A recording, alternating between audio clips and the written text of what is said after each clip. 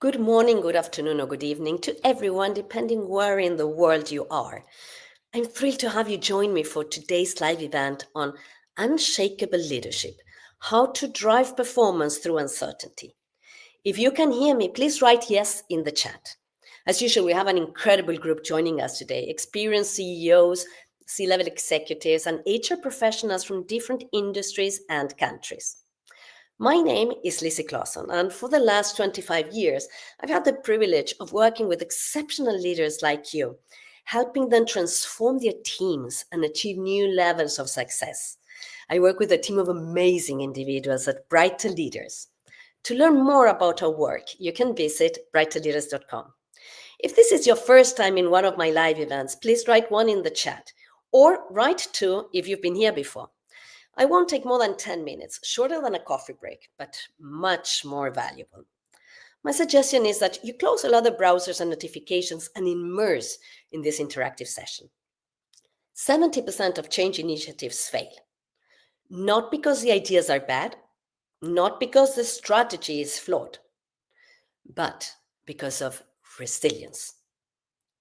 Resistance. Resistance from teams, from individuals, and sometimes, let's be honest, from ourselves. And here's the truth. Most leaders don't want to admit it out loud, but we're not leading in predictable times anymore. Plans fall apart, expectations shift, priorities collide. And we're left thinking, how do I lead when little is going as planned? If you have experienced this, let me know in the chat. The answer isn't to lead harder, it's to lead differently. Because the leaders who thrive in uncertainty, they don't have more answers.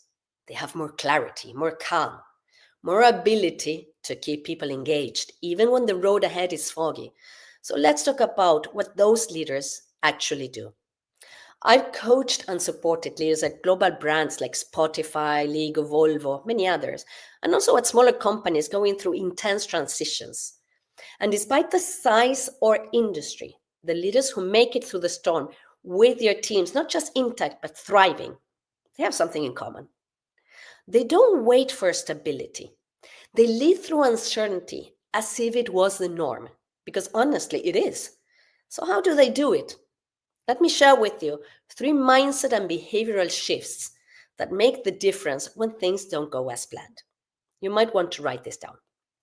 Number 1, reframe resistance. Now, this is huge. Most people think resistance is the enemy. It's not. It's feedback. It's a system saying something doesn't feel safe yet. And your job as a leader is not to bulldoze through it, it's to decode it. So when someone resists change, when they shut down, push back, or go quiet, instead of labeling as something difficult, get curious. Try using this curiosity line. Tell me, what feels risky about this? It's not defensive, not blaming, just opening the door. Because when people feel seen, they start to shift. And if you're leading a team through change, that moment where someone drops their armor, that's gold. That's where trust builds. And trust is real fuel for resilience. Resistance is often just fear in disguise. I'd love to hear from you. Drop it in the chat. When was the last time you noticed resistance, either in yourself or someone in your team? What do you think was really behind it? Let me leave you with 2 more reflection questions. What does resistance usually look like on your team? What's one way you've successfully helped someone move through resistance? Let's move to the second mindset and behavior shift I'd like to share with you. Leading with the brain in mind. Let's bring in some neuroscience. In uncertainty, the brain moves into protection mode. It starts scanning for threats. And here's the kicker. Even minor ambiguity can light up the same regions as physical pain. So what happens when you roll out a big strategy in that state? Nothing sticks. People don't hear your message. They hear their own fear. So what do high performance leaders do? They create micro certainty. They make the unpredictable feel just a bit more manageable. Simple, powerful questions like, what's one thing we know today? What's within our control right now? What's one small win we can create together? These aren't soft leadership tactics. They're neuroscience based, informed moves that regulate stress, re engage cognition, and restore momentum. Our job as leaders isn't to inspire our teams from the top of the mountain, it's to walk with them step by step so they feel we've got this. When stress is high, even small signals of safety can make a huge difference. That might mean naming what's known, creating routines, or just showing up with steadiness in your tone and presence. Let's take this to your workplace.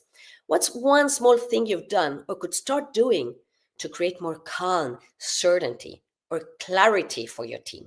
Drop in the chat. Your idea might inspire someone else, and it will surely inspire me. And think about this. What do you notice happens to your team when things feel unclear or unpredictable? If you have to create a sense of micro certainty today, where will you start? Let me see your comments in the chat, please. The third and last strategy I will be sharing with you is choosing momentum over perfection. In chaos, perfection becomes the enemy of progress. And still, so many leaders freeze. They wait to have the perfect plan, the full answer, the total clarity. But real leadership is rarely about having all the answers. It's about moving, communicating, and adjusting in motion. Here's the truth. People don't need you to be certain. They need you to be steady. They need to feel like you're in it with them and that you'll keep moving forward together. That's why I encourage leaders to speak often, even when the picture isn't fully formed. Try this. Here's what we know, here's what we're still figuring out, and here's how we'll stay aligned. When you lead like that, you don't just manage the moment, you model resilience. You give people a structure to hold onto when the ground beneath them feels shaky. And there's the thing. When your team sees that you're calm, clear, and consistent, even when plans fall apart, they engage more. They don't just follow passively, they act proactively. Which of these three strategies will you try? Reframe resistance, leading with the brain in mind, or choosing momentum over perfection? Let me know in the chat. Write in the comments 1, 2, or 3 to share which one you'll start with. I'll be reading through your comments and replies after this live. And if you've already tried any of these approaches, I'd love to hear what changed for you or your team. Leadership in uncertain times is about being brave. It's about being grounded, present, able to breathe through the storm and say, we might not have the whole map, but I trust that we can walk it together. If you're navigating change, pressure, resistance, or foggy futures, I see you. You're not alone. And you're not failing. This is leadership, real leadership. If you're curious to see how you're showing up as a leader under pressure, I'd be happy to invest in a call with you so you may get a snapshot of where you stand and where your next leadership edge might be. If this event resonated with you, let's continue the conversation. Feel free to follow my work here on LinkedIn. I post insights like this weekly. If you found this helpful, kindly like the post, share reflections in the comments, and share the link with your network. Finally, I wish to share with you my latest book, Performance Alchemy, using neuroscience and coaching to transform performance. It was released a little bit more than a month ago and hit #1 on Amazon on category Change Management. I will drop the link in the comments for anyone that would like to look into it. Until we meet again. Keep leading, not perfectly, but courageously. Have a beautiful day.